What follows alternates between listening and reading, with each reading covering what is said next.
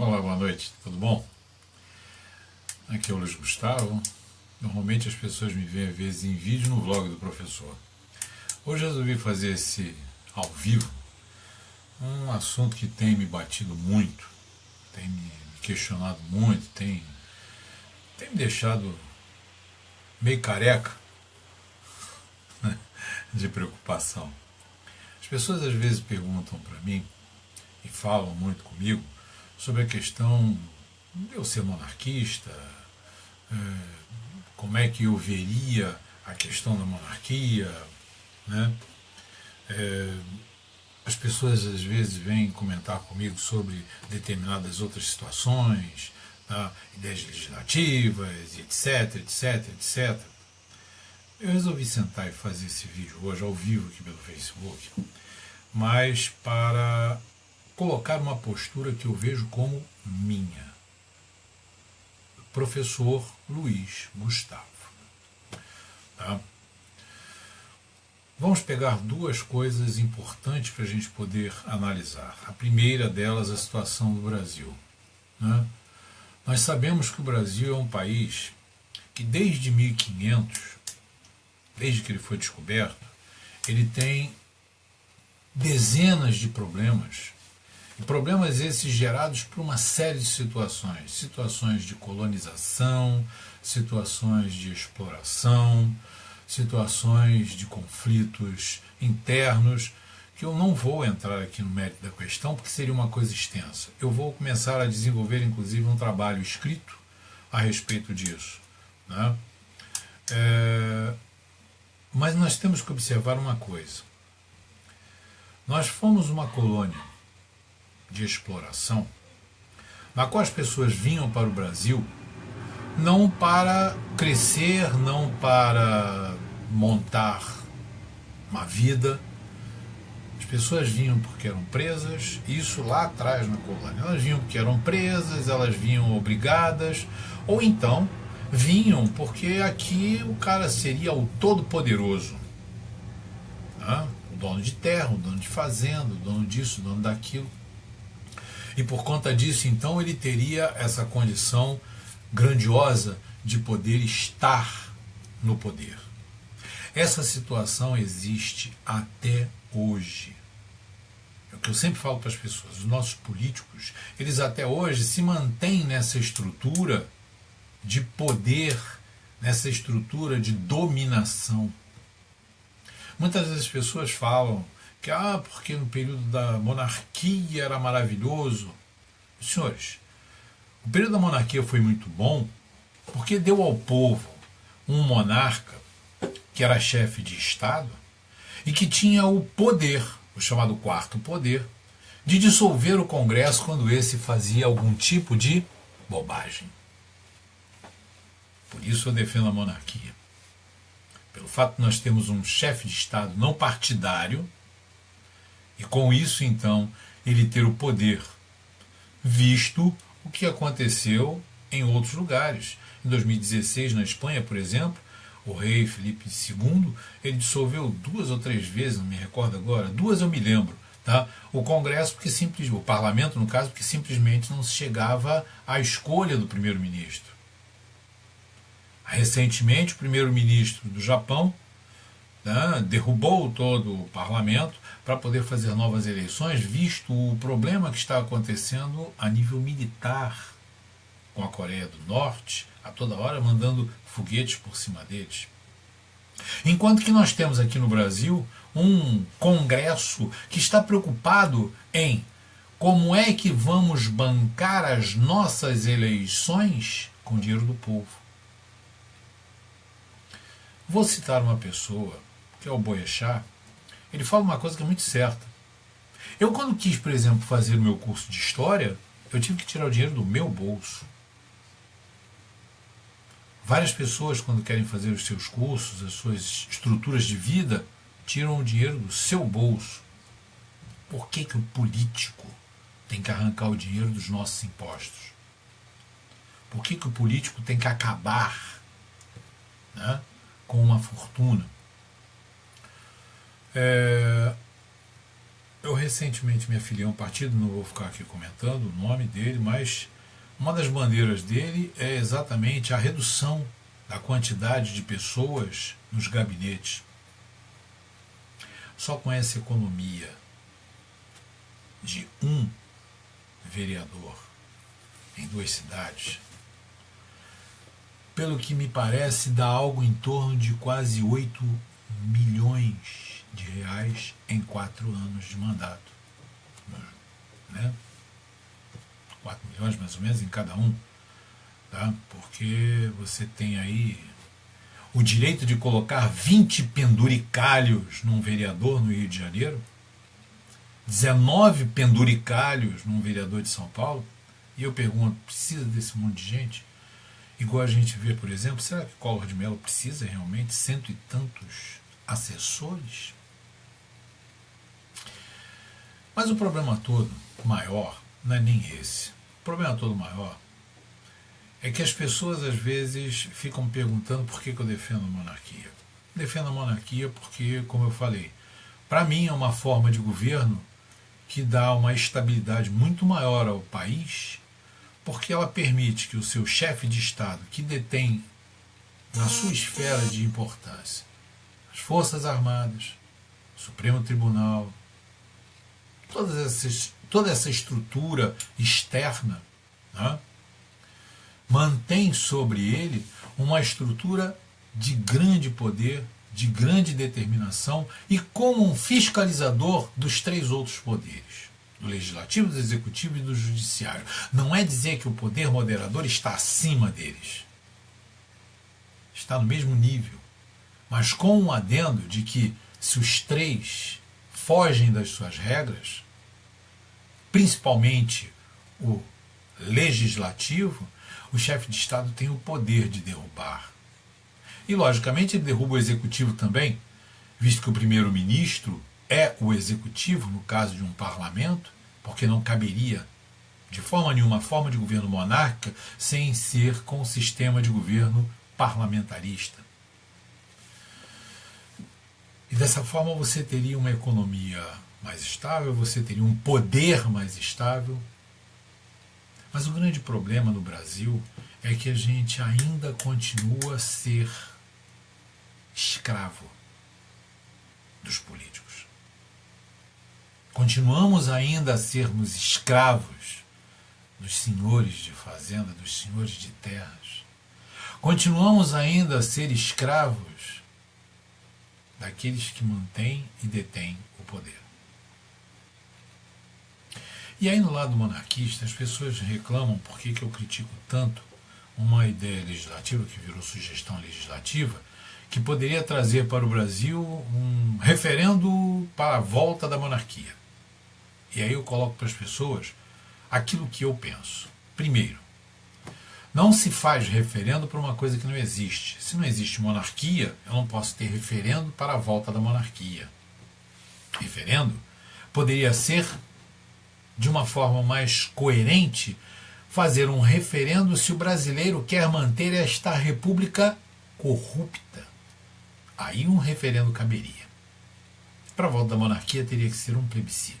Então essa ideia nasceu com uma sugestão, a sugestão nasceu com uma situação completamente adversa e errada. Mas as pessoas insistem. As pessoas continuam insistindo, dizendo que, não, porque se nós fizermos um plebiscito, em 5 anos teremos solução do problema. Uma pequena matemática. Em 93, nós éramos mais ou menos 60, 70 milhões de eleitores. No plebiscito, tivemos 13% dos votos a favor da monarquia parlamentarista, o que daria algo em torno de 6 e pouco, quase 7 milhões de votos. Nesses 24 anos, nós tivemos aí um crescimento substancial, tanto das pessoas que votam, como das pessoas no movimento monarquista. Isso é uma realidade. Mas aí a gente para fazer matemática. E matemática é uma coisa diferente da minha amada história. Matemática é uma coisa fria, calculista e direta. Não dá para contestar. 1 mais 1 é 2 e acabou. nós teríamos aí, vamos dizer que dobrássemos o percentual de monarquistas no Brasil. Teríamos aí 25%, 26%. Só que nós também dobramos o número de eleitores. Hoje nós temos 120 a 140 milhões de eleitores no Brasil. Nós temos uma outra coisa também que temos que ter muito claramente. Em 93 nós não tínhamos bad blocks, back blocks, né? Esse bando de arruaceiro que tem por aí. Nós não tínhamos uma esquerda tão fortalecida do jeito como nós temos hoje. Nós não temos estes exércitos esquerdopatas que nós temos hoje. Nós não temos uma estrutura de poder com fundo partidário que nós temos hoje. Nós não temos nem a quantidade de partidos, nós não tínhamos nem a quantidade de partidos esquerdopatas que nós temos hoje. E aí eu fico perguntando, como é que as pessoas querem monarquizar alguma coisa quando nós temos essa estrutura? Estrutura essa que foi criada comendo pelas beiras, aos poucos, devagar. Obrigado, Newton, por sua presença. Paulo, que bom. Márcia, ainda bem que você está por aqui. Vamos ver as pessoas que forem passando, a gente vai cumprimentando. E o que a gente para observar é que as pessoas insistem em fazer as coisas erradas. E aí eu pergunto, Luiz, você é algum gênio? Olá, Fabiane, boa noite, obrigado por estar nos assistindo. E você é um gênio, alguma coisa? Não, cortei a cabeça porque eu vejo muito filósofo aí, né, que, com cabeça raspada falando besteira, então eu resolvi raspar a minha também. Talvez não para falar besteira, nem para filosofar, mas apenas como uma forma de protesto dessa situação. E a gente para observar o seguinte, qual seria a grande saída ou a grande situação para nós tornarmos esse Brasil um pouco melhor? Primeiro, enxugar e muito a máquina pública. Enxugar demais. E daí, volto a dizer, o partido ao qual eu me filiei, ele me mostra isso. Por isso eu estou nele. Barrar os gastos públicos absurdos, fazer com que a classe política começasse a ter um pouco mais de consciência. Obrigado, Naldo, seja bem-vindo. Que a classe política tivesse um pouco mais de consciência. Mas como que a gente faz isso? Bem-vindo, João Pereira. Nós faríamos isso com uma situação simples. Pessoas de bem se tornando políticos. Vocês verificam que todo o trâmite político que foi criado, no Congresso e que o povo não toma consciência dos distritões e tudo mais, é simplesmente para manter essa oligarquia que existe no poder hoje se consubstanciando no poder, se mantendo no poder. Obrigado, Pablo Henrique. Então isso é a grande situação que a gente precisa reverter. Como? As pessoas têm que parar com o imobilismo e começar a ir trabalhar na política. Porque foi isso que a esquerda fez e conseguiu chegar, infelizmente, aonde está hoje. Ao ponto, boa noite, Salomão, seja bem-vindo. Ao ponto de nós vermos os absurdos que temos visto hoje, como aquela exposição que foi feita no Banco Santander, uma outra que está sendo feita agora no MASP, me parece, onde uma criança toca um homem nu. Isso é pedofilia, isso é prática proibida pelo ECA. E olha que eu não sou favorável ao ECA, não sou favorável ao Estatuto da Criança e do Adolescente. Mas isso é a própria questão de você cria uma lei para modificar a estrutura de cultura e sociedade e você que criou a lei a perverte. É a ideia de você criar a Constituição e rasgar a Constituição. Nós temos que começar a fortalecer partidos que tenham uma base de direita, partidos que tenham uma visão contrária à dessa esquerda completamente corrupta que nós temos. Nós temos uma série de partidos pequenos, alguns médios. Não vou ficar aqui dizendo o nome de partidos, mas eu elenquei pelo menos 1, 2, 3, 4, 5, 6, 7, 8, 9 partidos hoje que a gente tem por tendência serem partidos de centro voltados para a direita, ou de centro-direita voltado para a direita, ou partido de direita propriamente dito, e temos um de extrema-direita. Tá? O problema é que nós hoje precisamos fazer com que haja modificação. Sabemos que as mídias sociais é um grande canal para nós podermos fazer todo e qualquer tipo de veiculação. Mas nós temos também que tirar o bumbum da cadeira e ir para as ruas protestar. Nós temos que começar a fazer aquilo que a esquerda fez em quase 40 anos, antes de assumir o poder, com o Molusco 9 Dedos. Nós temos que começar... Boa noite, Lucas, seja bem-vindo. Nós temos que começar a tomar o poder nas mãos. Nós precisamos começar a eleger pessoas de bem. Tá? Monarquista pode se filiar em partido político. O Ellison, eu acho que o monarquista, ele tem o dever, ele tem o poder, ele tem a necessidade, tá, de se eleger. Olha, Antenor, o partido a qual eu me filiei, eu prefiro não falar. Tá? Não quero ficar aqui fazendo proselitismo de partidos políticos. Tá? Mas eu diria para você apenas uma coisa.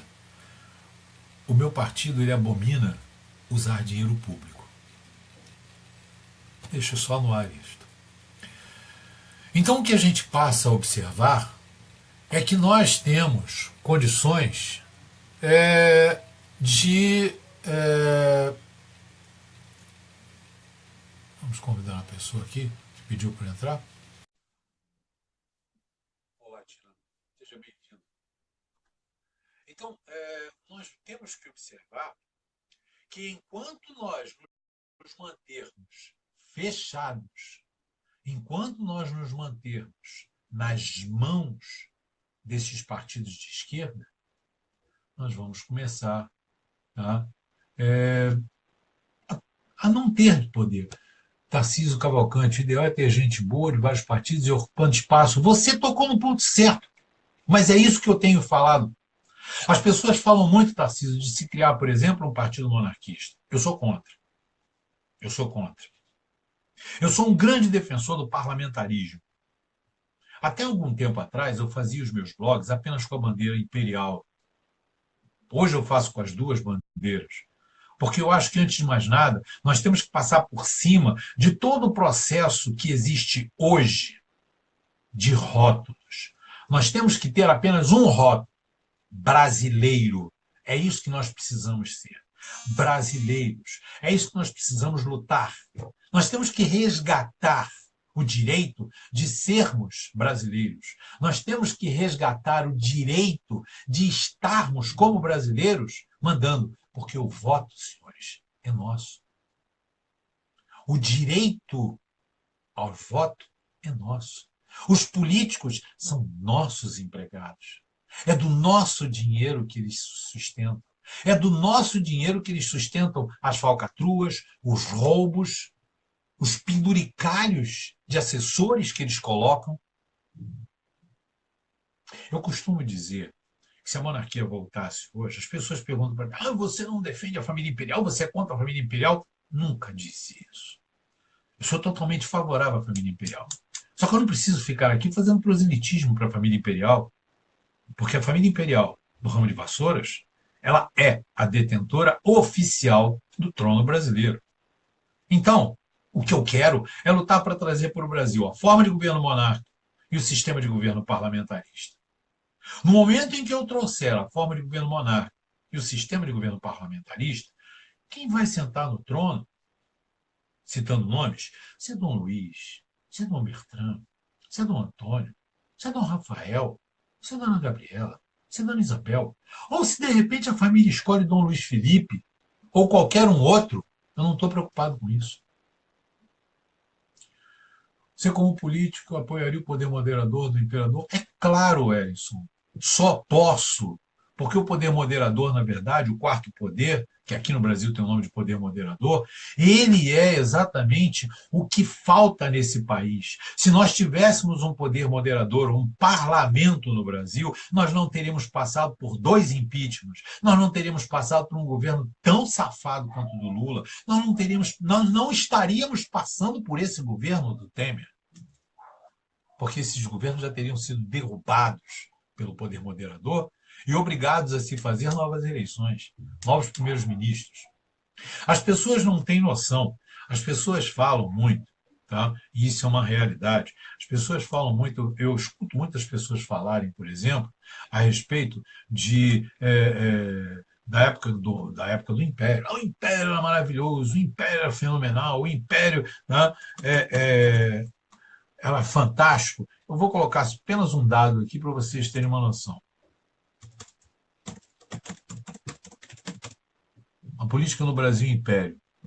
Tá? Na época do Império Brasileiro, tá, nós tivemos o poder moderador funcionando. E esse é um dos grandes motivos pelo qual, né, nós vamos ter a grande vantagem do período imperial. Durante o período de Dom Pedro II, nós tivemos uma quantidade, vamos dizer assim, bastante considerável de primeiros ministros ou de chefes de gabinete, né, presidentes do gabinete, vamos dizer assim, que eram na época. Tá? E esses chefes de gabinete, eles eram trocados porque eles não atendiam aos anseios do povo. E Dom Pedro, então, tinha o poder de poder dissolver esse Congresso e poder fazer um novo. Na verdade, o que a gente precisa, o que está faltando hoje para o Brasil, é um choque de realidade. O que está faltando para o Brasil hoje é nós termos o poder retomado na mão. O Brasil precisa retomar isso. O povo precisa retomar isso. E ainda diria mais. Se nós tivéssemos um parlamentarismo, quiçá republicano, honesto, aonde o povo tivesse o seu direito garantido, mesmo não sendo a monarquia, eu ainda ficaria um pouco feliz. Derrubar o governo no parlamentarismo é algo comum. Impeachment... Sim, claro, Tarcísio, exatamente. Derrubar o governo no parlamentarismo é comum e não traumático. Na Inglaterra, eles dissolveram o parlamento, tá? E a coisa foi normal na época do Brexit.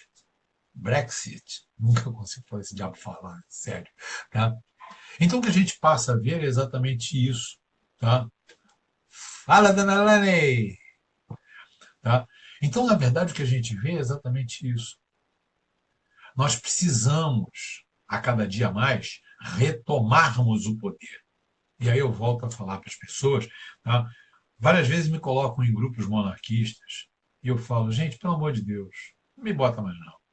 Eu não aguento mais as pessoas ficarem discutindo monarquia da seguinte ordem: onde vai ser a capital? Brasília, Rio de Janeiro, Angra dos Reis, tá? No Leme ao Pontal. A camisa da seleção imperial brasileira, qual será? Estou me lixando para a seleção imperial brasileira. Com quem Dom Rafael vai casar? Porra, não sabe nem se o cara quer casar, mas querem casar Dom Rafael. Ninguém toma a postura de perguntar assim: o que nós brasileiros podemos fazer para retomarmos a monarquia, mas num aspecto correto, num aspecto preciso, num aspecto forte? É trabalhar. Mas não é trabalhar com sandice, não é trabalhar. Eu acho que termos um movimento onde nós mostramos a valorização dos símbolos nacionais é muito importante. Mas, sinceramente, ficar batendo bandeira no 7 de setembro, isso para mim não é movimento. Acontece no 7 de setembro e acabou. Quer dizer, você só é monarquista no 7 de setembro? Tem um amigo meu que está com um projeto que eu achei muito interessante. Não posso falar aqui agora, porque é uma surpresa. Tá? Mas é uma coisa legal. Eu acho que os protestos precisam ser feitos de forma pontual. A bandeira imperial, a bandeira brasileira. Gente, as duas bandeiras, elas são verde e amarela. Não vem com essa falácia, verde, amarelo, verde das matas, o amarelo do ouro. O verde dos Bragança, o amarelo dos Habsburgos.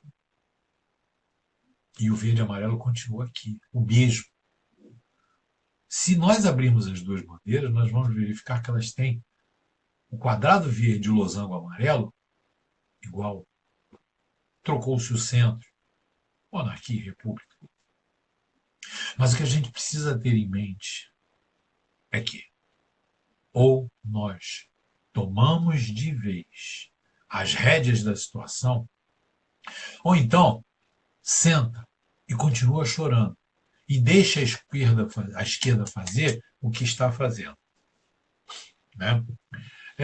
Outro dia, no Facebook, por conta essa cantora cantou, a gente nunca sabe agora, né? Porque esse pessoal gay é tão maluco, então não sei se é cantora, não sei como é que trata, mas aquela coisa, né? Que foi cantar, eu falo coisa porque é uma voz horrível, foi cantar no Rock in Rio, né? Estavam fazendo alguma coisa, eu virei e falei o seguinte: na minha época, gente, quando eu falo na minha época, eu estou falando de anos e anos atrás, eu tenho 60 anos. Isso era chamado de viado. Hoje tem uma sopa de letrinha. Aí a menina toda. Não, porque você é um homofóbico, preconceituoso. Eu falei, tá faltando você me chamar de fascista, nazista, branco, rico e que mais? E homem. Né? Que agora chamar a pessoa de hétero, de rico e de branco é ofensa. Mas se tu chama um gay de viado, ele se ofende, vai para a mídia, vai para a polícia, vai para o diabo a quatro. Hoje, eu guardei esse vídeo. Tá?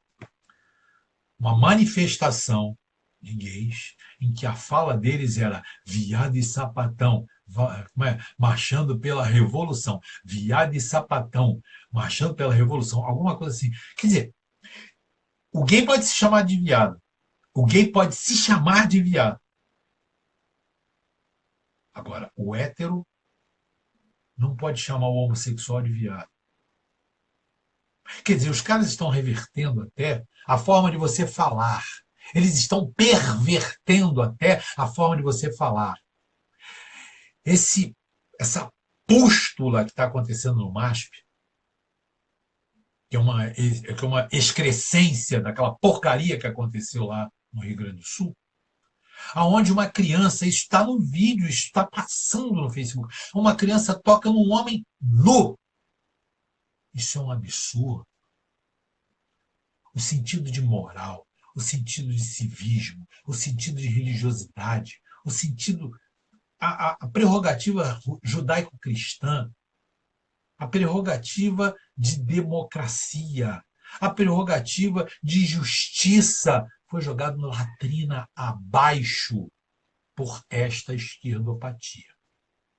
E as pessoas estão querendo monarquizar o bandeiraço com ideias legislativas. As pessoas querem tomar o poder com intervencionismo, mas um intervencionismo quase raivoso. Eu acho que as pessoas, em primeiro lugar, têm que começar a verificar que, primeiro, nós temos que mudar a postura da população brasileira. Nós temos que começar a fazer com que a população brasileira volte a ter o amor pátrio que tinha na década de 70 e começo da década de 80. Aí muitas pessoas vão dizer, por causa do governo militar. Não, não era por causa do governo militar, não. É porque naquela época ainda não estavam poluídos por essa destruição cultural que foi feita pela esquerda. Esse é que é o problema. Nós temos que começar a dar valor ao que é nosso. A maior vergonha, o presidente da Câmara dos Deputados Federais, com cara de babaca na posse da procuradora, que aquela besta não deve saber cantar o hino nacional. Ou então, devia ter tomado todas e estava igual.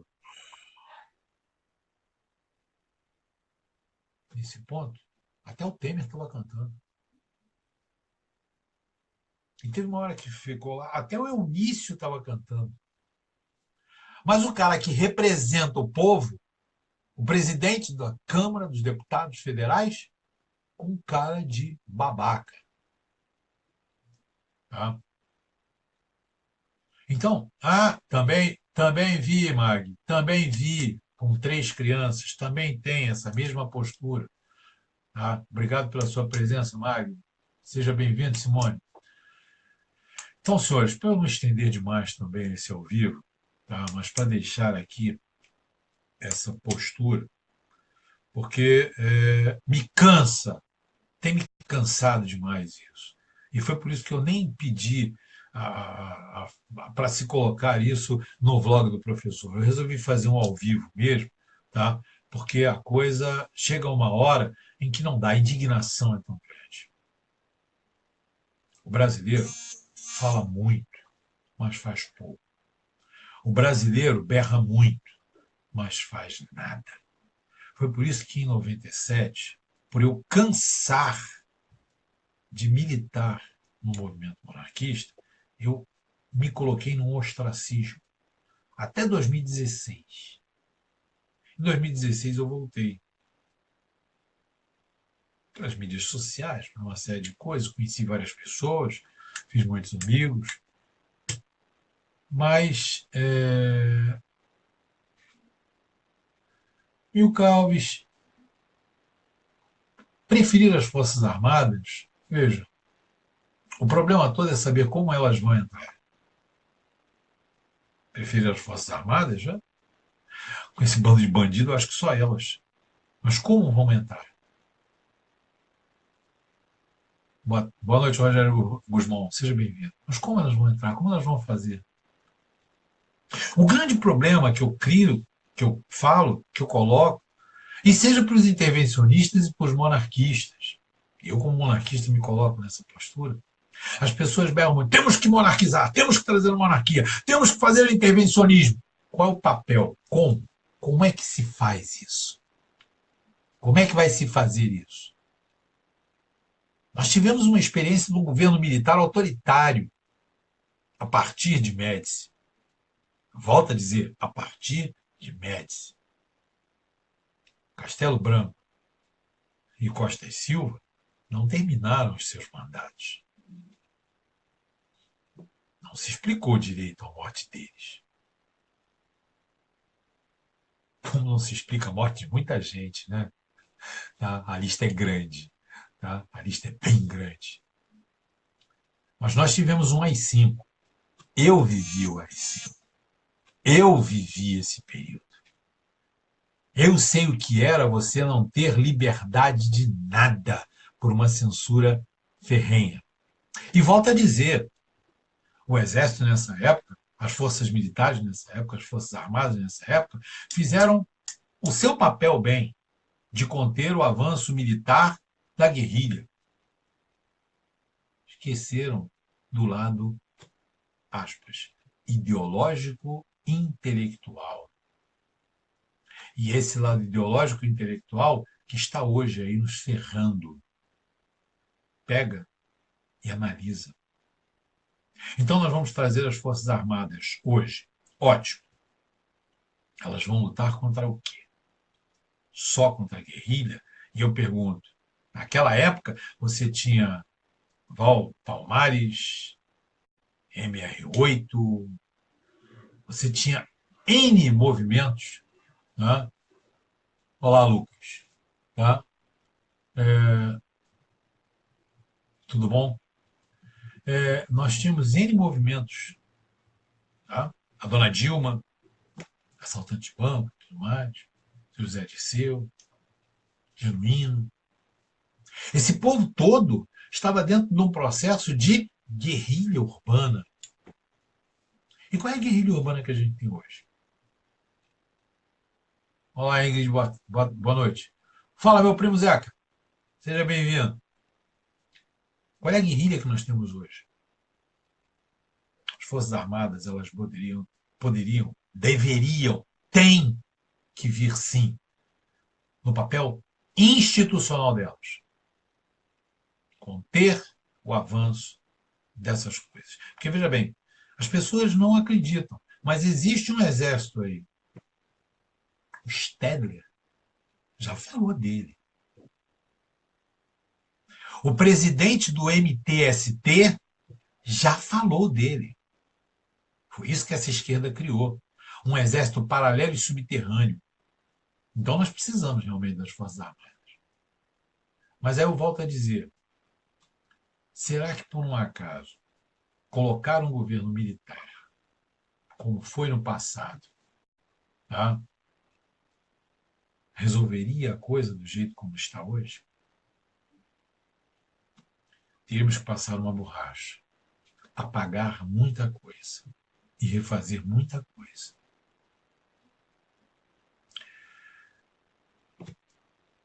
Esse ao vivo hoje eu fiz mais por uma questão de indignação. Eu estou cansado de falar a mesma coisa. Eu estou cansado de ouvir. As Forças Armadas vão vir ou vão resolver. Que a monarquia vai vir em 4, 5 anos e vai resolver. Mas eu pergunto apenas uma coisa. Vai resolver como?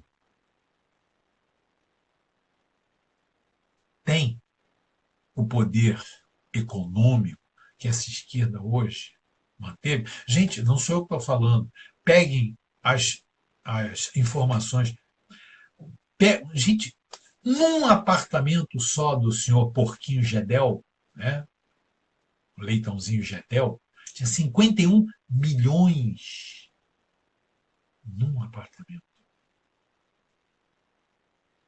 Quanto nós não vamos ter de dinheiro espalhado por aí, em contas fantasmas, desses partidos de esquerda? O fundo partidário é a pior coisa que existe. Existe um partido chamado PCO, Partido da Causa Operária. Nunca elegeu uma pessoa, mas ele recebe dinheiro do fundo partidário. Para quê? Para o presidente dele vir para a televisão para defender Lula. Tá? Naldo, a pessoa como podemos ter esperança num exército que, por mais tem pessoas de boa intenção, eles dão um suspeito. Bom, Naldo, nesse ponto eu não falo nada, porque neste ponto eu vou dizer uma coisa para você com toda sinceridade. Ministro da Defesa, para mim, tinha que ser um general, um brigadeiro ou um almirante. Mesmo sendo monarquista como eu sou. Chefe das forças militares tinha que ser um militar. Como um chefe do gabinete da pasta da educação, tinha que ser um educador. Como um ministro da saúde, tinha que ser alguém ligado à saúde. E a gente não vê isso. O que a gente vê hoje é um oportunismo político. E aí começa o meu discurso nessa nossa conversa. A política hoje ela é dominada por uma oligarquia que se mantém no poder. Mas sabe por que ela se mantém no poder? Porque o povo vota nela. O povo se encanta por palavras bonitas. Gente, verifiquem, por exemplo, toda e qualquer propaganda de partido político. Me lembra, na época em que eu fumava, há 30 anos atrás, os anúncios de cigarro. Uau! Eram coisas maravilhosas. Eu me lembro até hoje o anúncio de um cigarro chamado Luiz XV. Foram 2 anúncios de 1 minuto cada um. Gente, era uma história de amor para vender cigarro.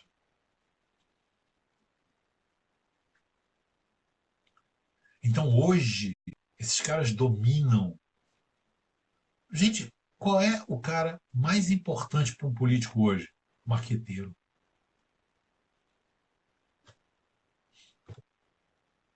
Então, eu sou contra, totalmente contra o uso de dinheiro público para campanha política. Fundo partidário tinha que ser extinto. Esse foi o motivo pelo qual eu escolhi o partido que eu escolhi. Porque ele defende essa bandeira. Entre outras coisas, tá? Mas essa, para mim, é uma bandeira primordial. Gente, 1,7 bilhão. Eu sou professor, funcionário público de 2 prefeituras. A gente passa por aí e vê as escolas caindo aos pedaços. A educação sendo sucateada.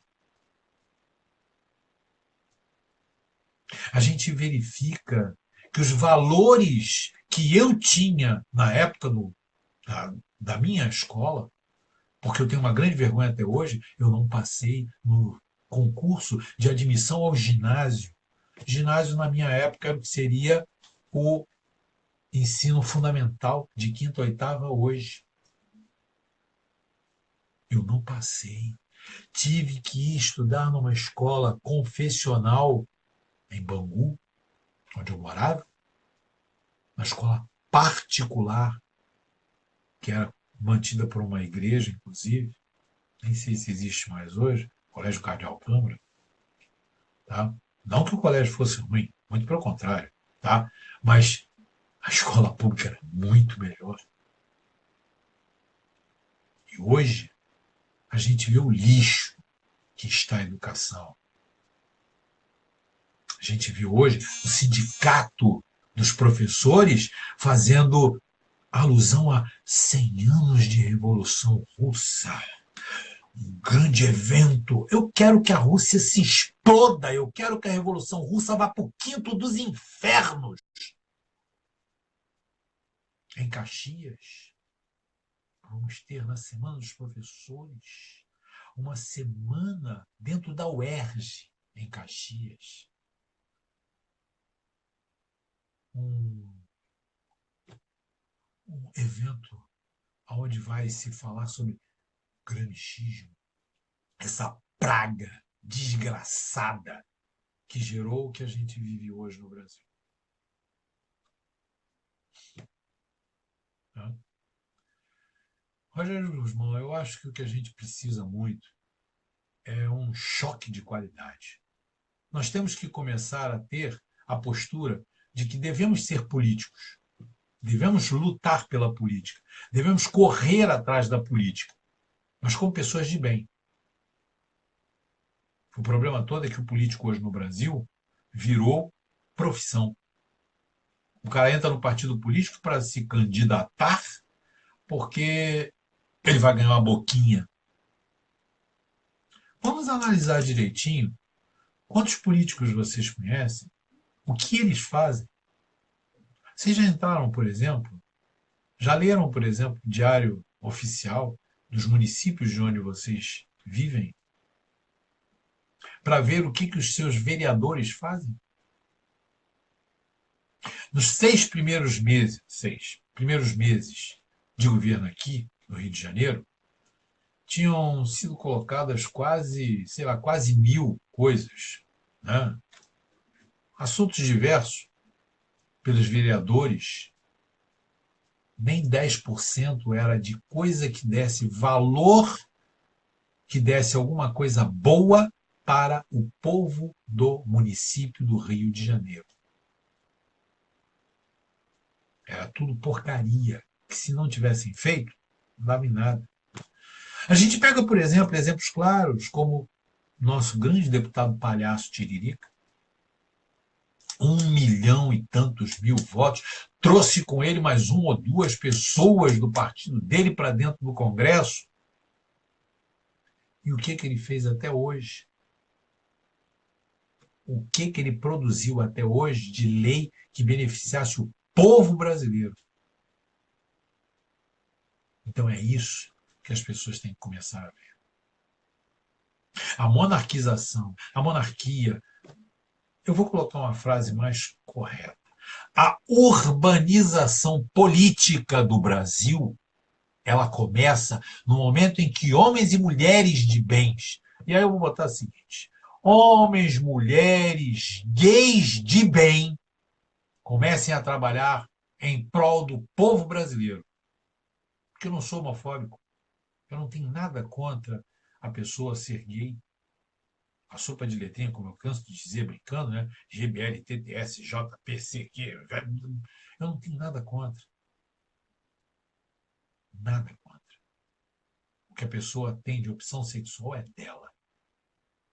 Mas se ele for uma pessoa decente, se ele for uma pessoa honesta, se ele for uma pessoa digna, como eu cito sempre como exemplos Rogéria e Clodovil, bato palma. Agora, aquelas lhamas cuspidoras que nós temos no Congresso, aquilo para mim tem que ser execrado, tem que ser retirado. Por isso eu vou fechar aqui, que já está meio extenso e tudo mais, para não cansar também, com uma coisa.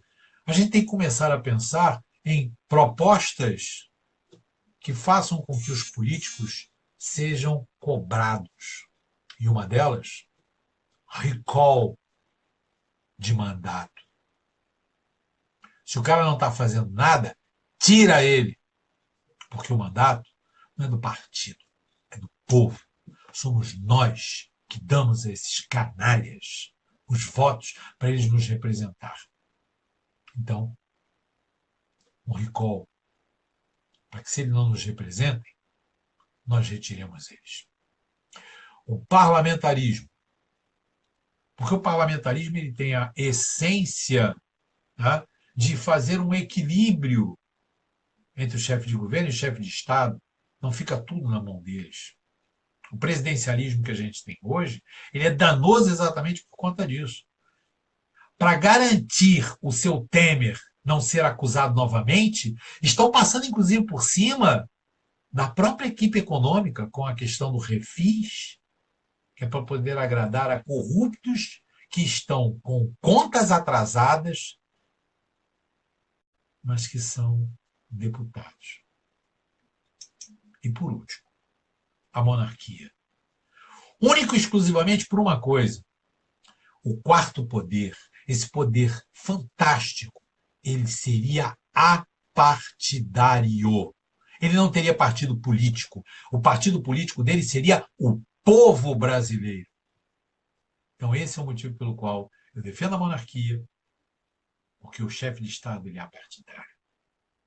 E ele é preparado para ser apartidário.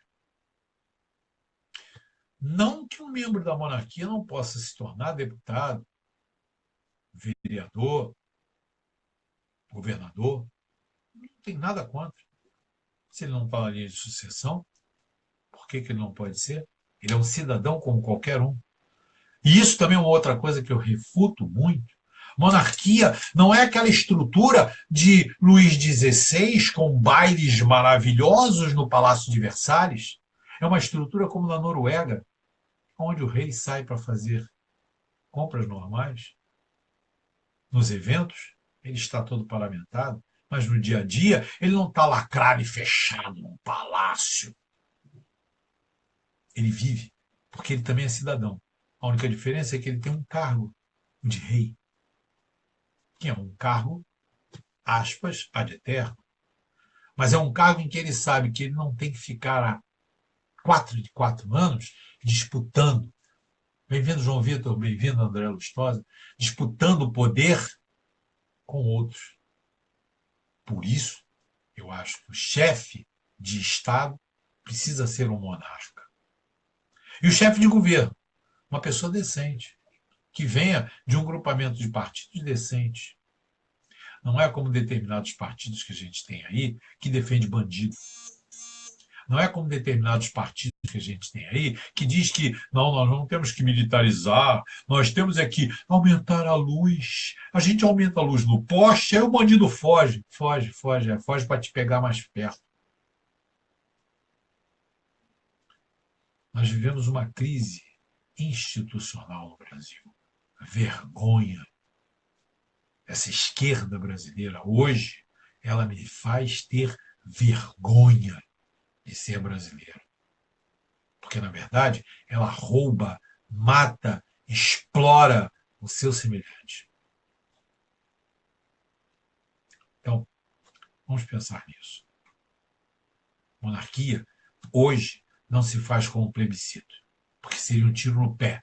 E transformaria esse plebiscito numa segunda cláusula pétrea, igual que foi feito em 88, em 91, 1891, na Constituição, que foi derrubada na Constituição de 88, mas teria uma cláusula pétrea hoje, porque nós teríamos duas derrotas parlamentares, duas derrotas em plebiscito, melhor dizendo, 93 e o próximo.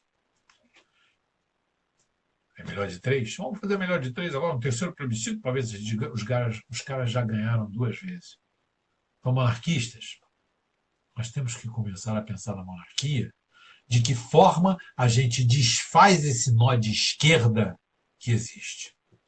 Intervencionistas, nós precisamos das Forças Armadas, sim, mas não precisamos das Forças Armadas no poder. Nós precisamos das Forças Armadas institucionalmente como ela tem que ser. E aí eu defendo o que o Mourão falou. É um choque institucional. Estão fazendo besteira, eles vão lá e fazem o trabalho deles. Mas o trabalho do militar não é um trabalho político, é militar.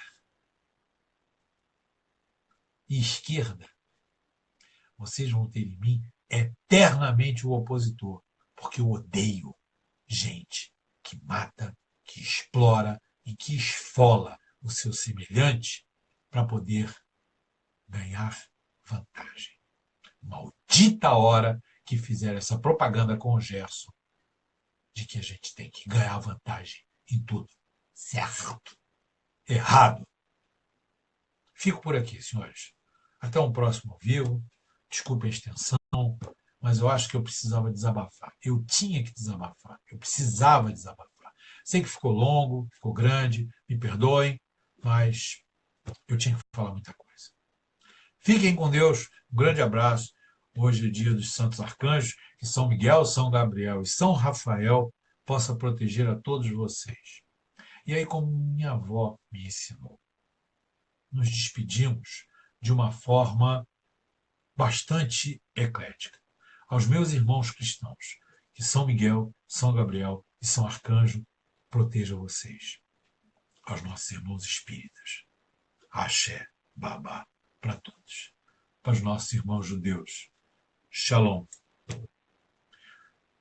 Fiquem com Deus. Um grande abraço e até a próxima. Obrigado por me acompanharem.